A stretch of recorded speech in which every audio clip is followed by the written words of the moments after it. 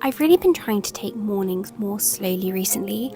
I have a habit of waking up and then instantly jumping into my to-do list as I'm eating breakfast, and I don't know that that is the best way to start the day. You see, I used to read over breakfast every morning, and that's not something I've done for a little while, and so I'm trying to get back into the habit of it. And today I was reading from Le Petit 3 newspaper, which is printed in Paris, and it's kind of an antidote to traditional newspapers.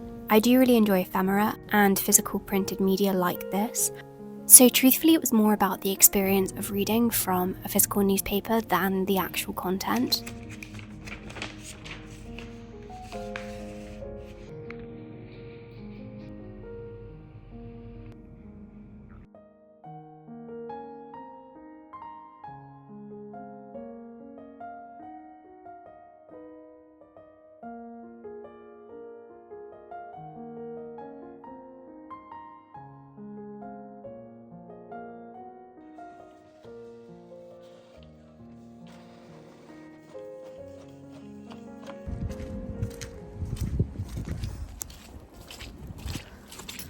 It's so cold.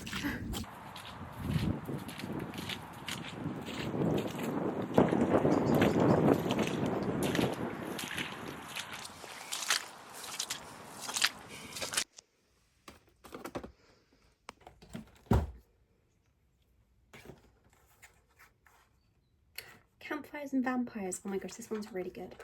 I am going to have a quick coffee because I'm flagging a little bit. Do I want a coffee though, or do I want a tea? I'm really in the mood for coffee, so I'm gonna have a coffee. I'm gonna have an iced coffee. I always use one of these as a kind of shaker, so I'm gonna add some ice and then a shot of coffee and then shake it.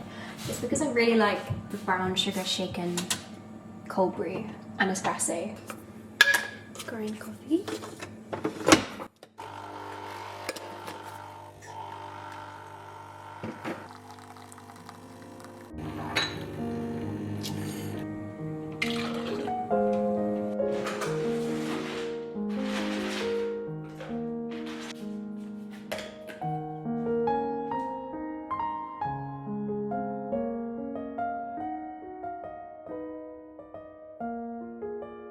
Okay.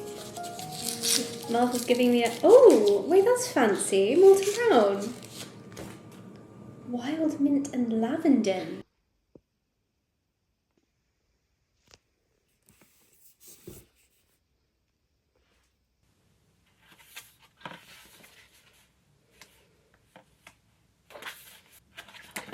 The simple shepherds from their starlit brooks brought visionary looks, as yet in their stony hearing rung the strange sweet angel tongue. I love that. The strange sweet angel tongue. I'm gonna add that into my Commonplace book actually. I don't know what to put it under though, which heading, because with Commonplacing, everything goes under a particular heading. I've got an index. This tells me all of the themes that are inside my Commonplace book. I might put it under chaos or magic, 53 magic.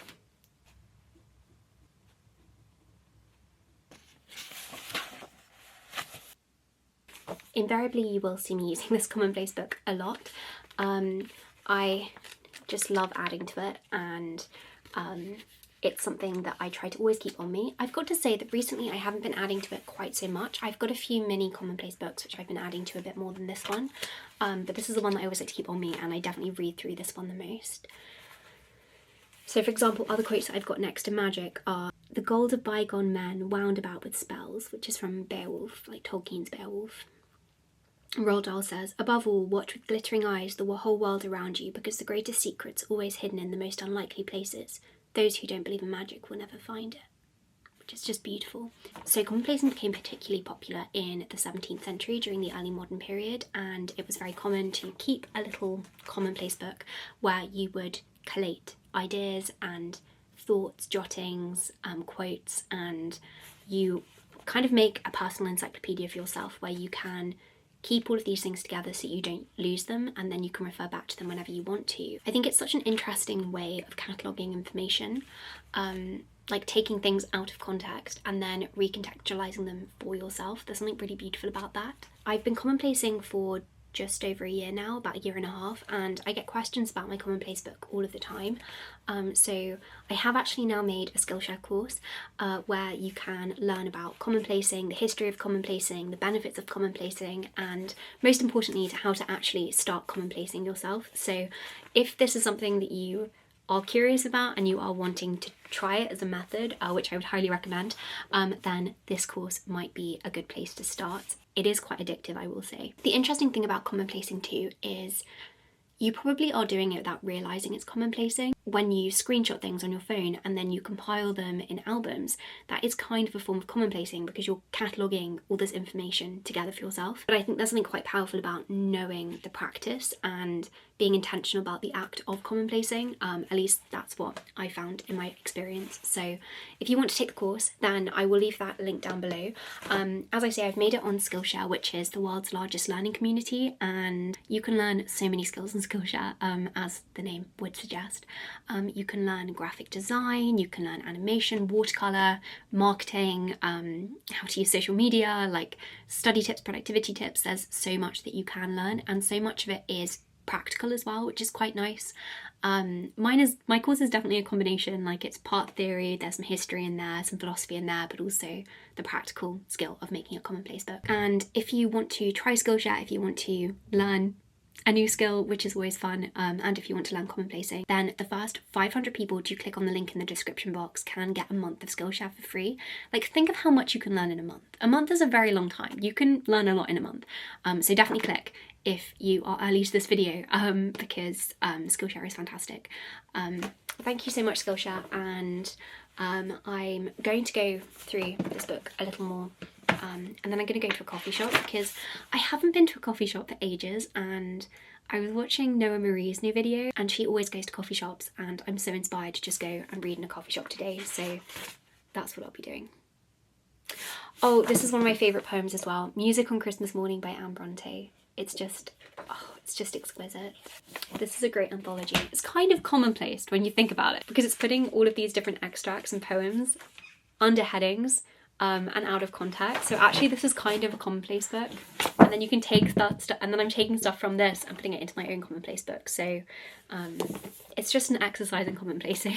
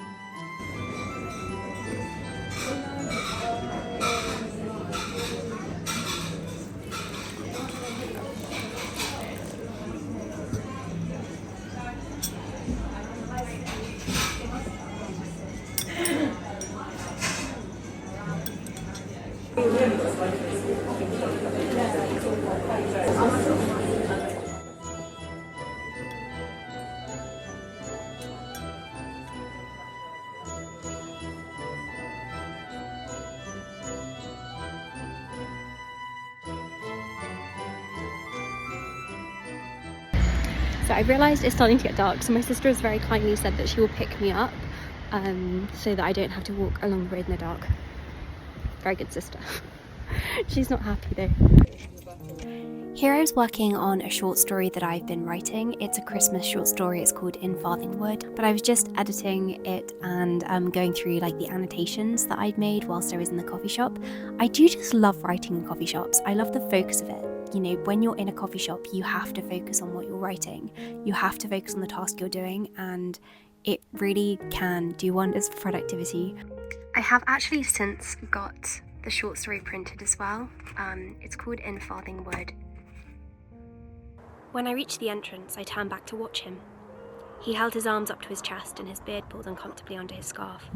The village, dim and smoking, rose behind him, and I saw the streetlight outside the McGregors was already lit, yellow light streaming gently out towards the snowy woodland.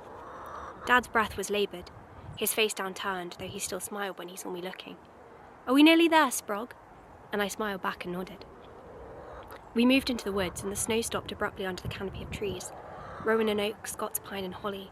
Far off in the next field, adjacent to the ancient Farthing Wood, was a new bay of saplings which had been planted at the start of the war.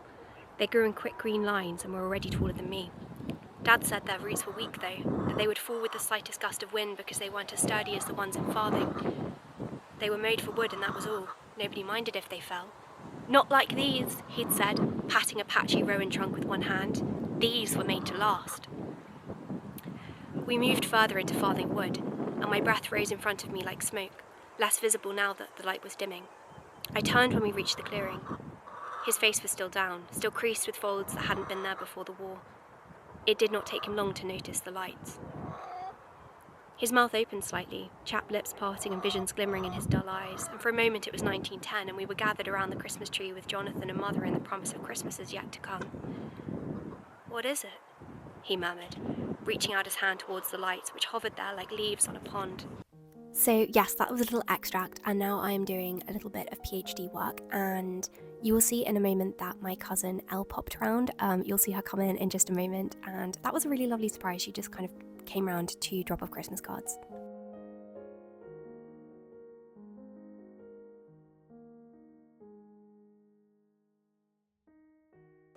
Elle just popped round and gave me a card. Drove round in my car. Yes, the car is. I don't want to And also it's dark, so you can't see anything. My license. Yes, no, I would blur that. That would be bad.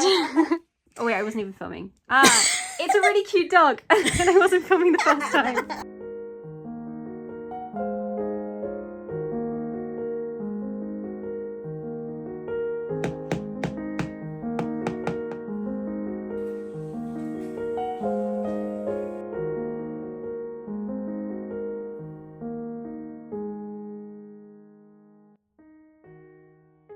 By this point I had already had dinner, but I remembered I had this pancake mix in the fridge, so I made my dad and I pancakes. This is me the day before when I was actually shaking it up. So it was this like pre-bottled mixture, and then you just added oat milk. It was all vegan, and I brought it for pancake day when I was at university last year and never used it. So I finally used it yesterday and then just wanted to finish off the mixture today. These pancakes were actually very good as well. And then after that we watched Arthur Christmas, which I think is such an underrated Christmas movie and always makes me very emotional. I find the ending so touching, and just the way that Arthur cares so much is so beautiful, and it's exactly what Christmas is about. And this is your sign to rewatch it if you haven't watched it for a while. And then finally, because I really have been meaning to do this for such a long time, I decorated my Christmas tree. I have some really beautiful ornaments for the tree in my room, and I love how each of these has a story behind it.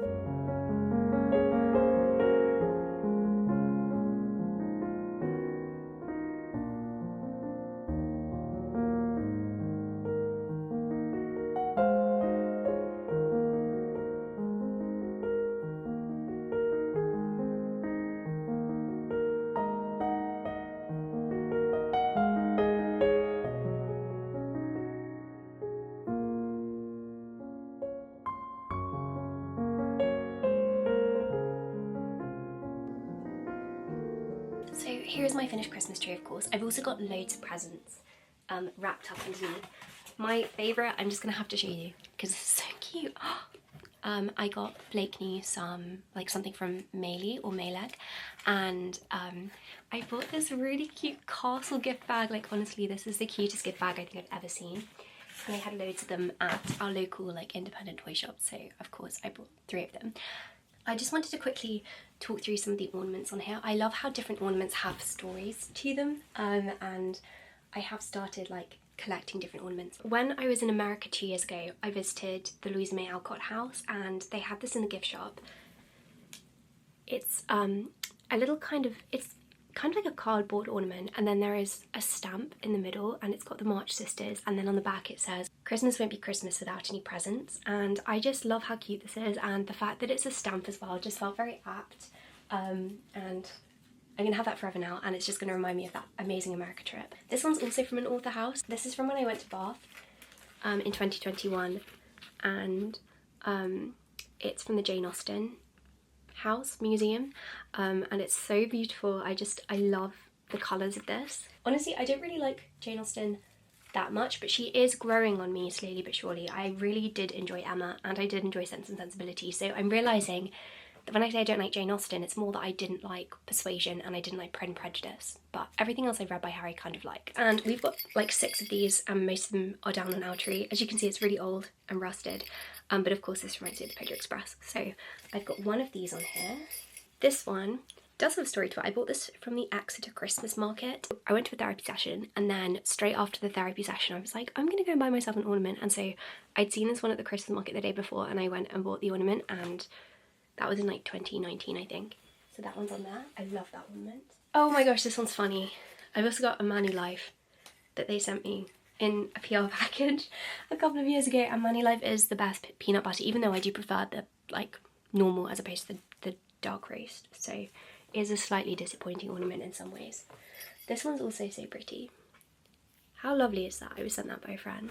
This one, it doesn't really have a story behind it per se, but my parents got me this from Fortnum & Mason. It's definitely the most fancy ornament I own and will ever own, and it's a little afternoon tea setup because they know how much I love afternoon tea and how much I like Fortnum & Mason, and so this one is very cute and I will have that forever. Oh, and then I've also got these.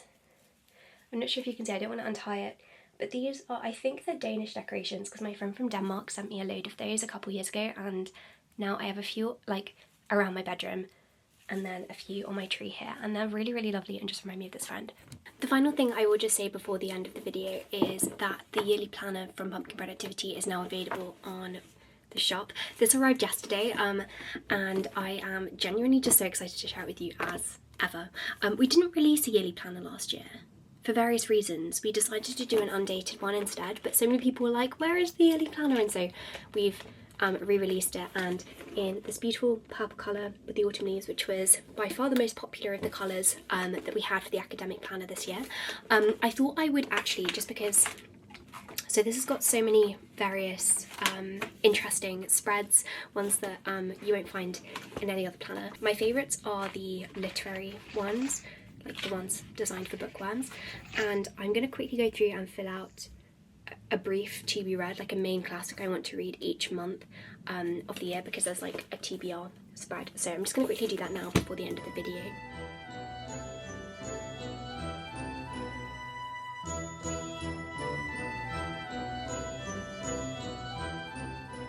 Anyway, thank you so much for watching this video. I hope that you enjoyed, and I hope that you have more than just a productive week.